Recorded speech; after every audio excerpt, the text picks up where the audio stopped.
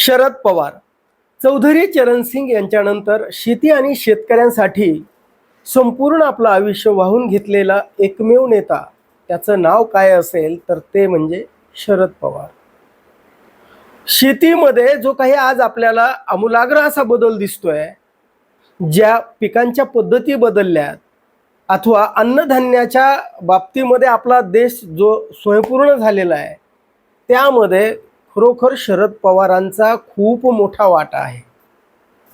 महिला आरक्षणाच्या संदर्भामध्ये, राजकारणामध्ये, नोकरीमध्ये, शिक्षणामध्ये महिलांना आरक्षण हे मिळायलाच हवं. म्हणजे महिला आरक्षणाचा पुरस्कर्ता जर कोण असेल, शरद पवार. देशामध्ये मंडल आयोग लागू झाला, पण राज्यामध्ये लागू करणारा पहिला मुख्यमंत्री जर कोण असेल ते म्हणजे शरद पवार. मराठवाडा विद्यापीठाचं नामांतर असेल, तो करणारा म्हणजे शरद पवार. म्हणजे शेती आणि शेतकरी यांच्यासाठी त्यांनी जे काही आपलं योगदान दिलंय. राज ठाकरे त्यांच्या संदर्भात बोलताना मध्यंतरी म्हणाले होते की आज आपल्याकडं जी रस्त्याला फळं दिसतात ना, जी कधी तुम्ही पाहिलीही नसतील, ती आता तुम्हाला खायला मिळतात ना, ती या शरद पवार यांच्यामुळं. आणि शेतीमध्ये आणि शेतकऱ्यांच्या जीवनामध्ये संपूर्णपणे नाही, पण जो काही आपल्याला बदल दिसतोय तो या शरद पवार यांच्यामुळे झालेला आहे. अन्नधान्याच्या बाबतीमध्ये आपण आयात करणारा देश आपला भारत प्रचंड लोकसंख्येचा अन्नधान्य आयात करत होता.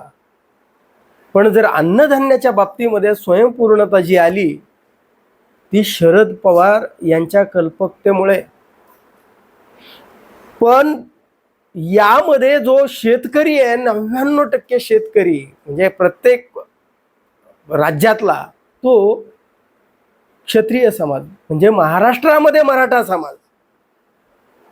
म्हणजे जी बियाणं असतील, जी खतं असतील, जी पिकाच्या पद्धती असतील, शेतकऱ्यांची कर्जमाफी असेल, ही मराठा शेतकऱ्यांना म्हणजे 99% मराठा त्याचा लाभार्थी आहे.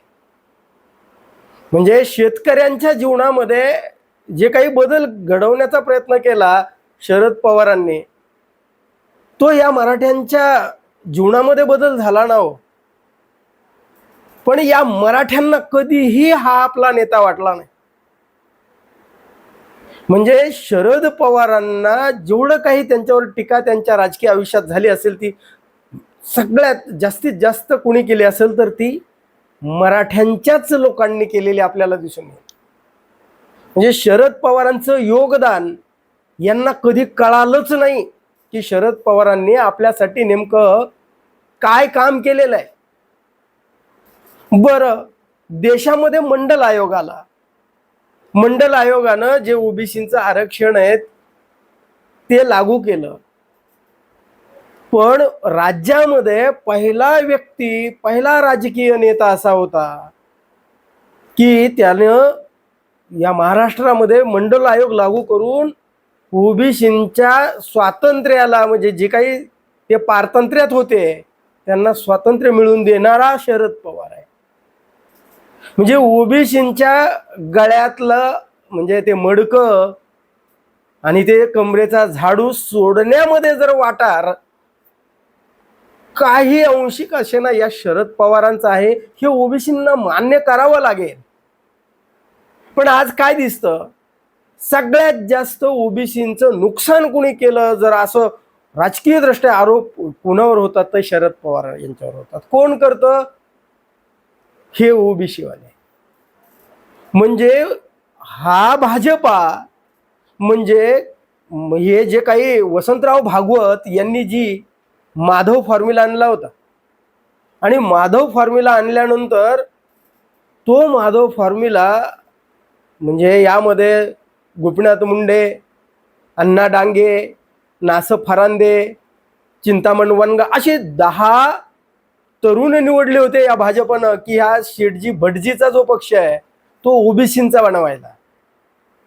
आणि तो ओबीसींचा पक्ष म्हणजे देवेंद्र फडणवीस म्हणतात की आमचा म्हणजे भाजपचा DNA ओबीसी आहे. मग जर डीएनए ओबीसी आहे, तर आता देवेंद्र फडणवीसांचं जे राजकारण ज्या दिशेनं चाललंय ते म्हणजे अगदी पूर्णपणे म्हणजे ओबीसींचा जो डीएनए ना भाजपचा तो काढून फेकलेल्या बाजूला कधीचाच, हे ओबीसींना लक्षातच आलं नाही. म्हणजे आता या भाजपचं पूर्णपणे मराठेकरण या देवेंद्र फडणवीसांनी केलंय. आणि टाळ्या कोण वाजवतंय? ओबीसी वाले. देवेंद्र फडणवीस म्हणजे आपला मराठ्यांची जिरवणारा नेता असं त्यांना वाटत होतं. पण देवेंद्र फडणवीसांनी काय काम केलं माहिती आहे? माधव फॉर्म्युला पुसून टाकला. म्हणजे आता अहिल्यानगरचे प्रमुख संस्थानिक विखे पाटील असतील, नांदेडचे अशोक चव्हाण असतील, जिथे तिथे बघा त्या देवेंद्र फडणवीसांनी स्वर्गीय गोपीनाथ मुंडे यांच्या वारसाबरोबर काय काम केलं ते बघा. 5 वर्षाचा वनवास देवेंद्र फडणवीस यांच्यामुळेच वाट्याला आला असं कुणालाही विचारलं तर ते सांगतील ना. म्हणजे गोपीनाथ मुंडे असतील, प्रमोद महाजन असतील, यांचा जो पक्ष भाजपा होता तो पूर्णपणे आता मराठ्यांचा झाला. आणि जे गोपीनाथ मुंडे, वंजारी, नास फरांदे माळी आणि अण्णा डांगे वंजारी, हे अण्णा डांगे धनगर, म्हणजे हा जो माधव फॉर्म्युला आहे तो पूर्णपणे पुसून काढला की नाही. आणि तरी एकही ओबीसी नेता या देवेंद्र फडणवीसांना असं म्हणत नाही, टीका करत नाही. उलट देवाभाऊ म्हणजे ओबीसींचा खूप मोठा नेता म्हणून टाळ्या वाजवतात येडपटासारखे. आणि ज्यांनी मंडल आयोग लागू केला ते शरद पवार मात्र टीकेचे धनी. अहो, ज्या दलितांसाठी म्हणजे फार मोठं काम नाही म्हणता येत, पण कुठेतरी समतेचा संदेश शरद पवारांनीच दिला ना.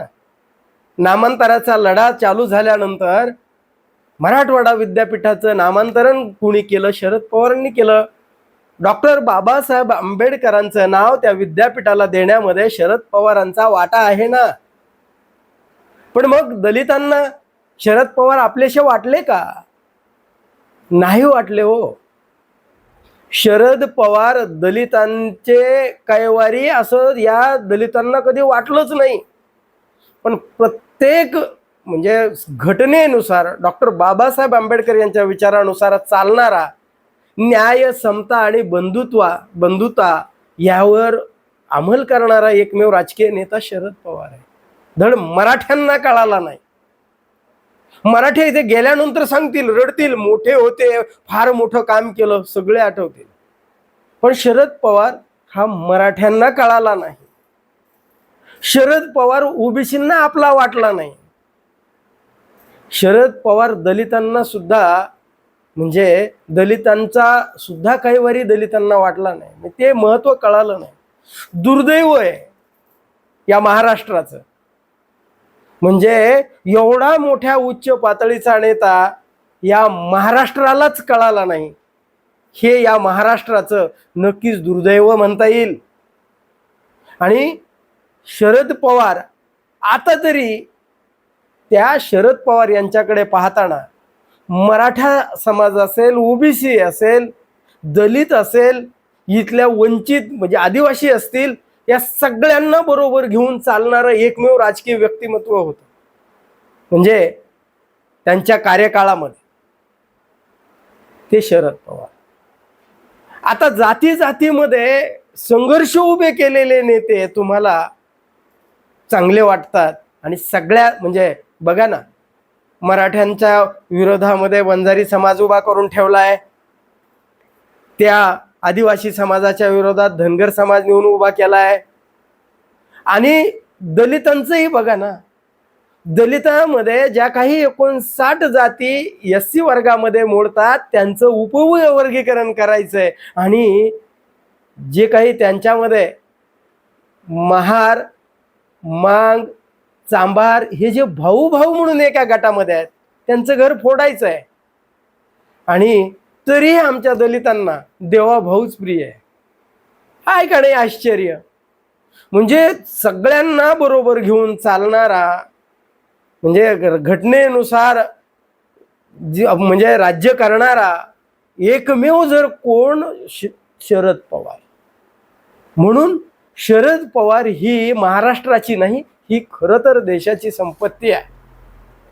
आणि दुर्दैव आमचं हे की आम्ही त्याला कधी समजूनच घेतलं नाही. म्हणजे महाराष्ट्राला हा शरद पवार नावाचा नेता कळालाच नाही असं म्हणावं लागेल. याविषयी आपलं काय मत आहे कमेंट करून जरूर सांगा.